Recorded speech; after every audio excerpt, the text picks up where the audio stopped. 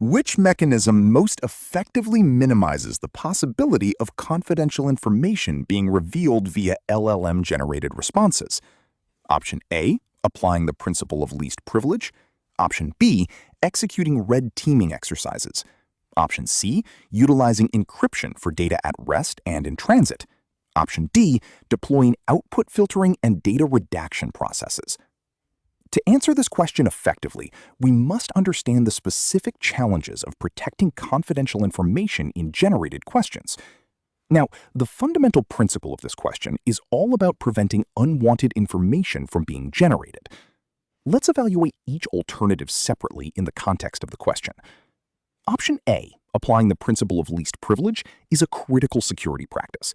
However, it doesn't address the specific challenges of response generation by LLMs. It is important, but not the most effective strategy in this context. Option B, executing red teaming exercises, is a highly valuable security exercise. However, it doesn't provide consistent and ongoing protection against confidential information leakage. It is important, but not the most effective strategy in this context. Option C, utilizing encryption for data at rest and in transit, is important for securing data in general, but it doesn't address the specific issue of response generation. It is important, but not the most effective strategy in this context. Option D, deploying output filtering and data redaction processes, is the most effective strategy in this context.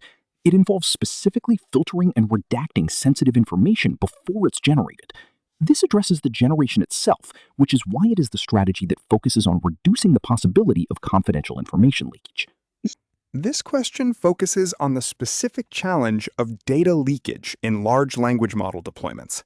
When organizations integrate these models into their workflows, they must ensure that sensitive information, such as personally identifiable information or proprietary data, is not accidentally exposed in the text generated by the model. The core concept here is identifying the best operational control to prevent sensitive output before it is delivered to an end user.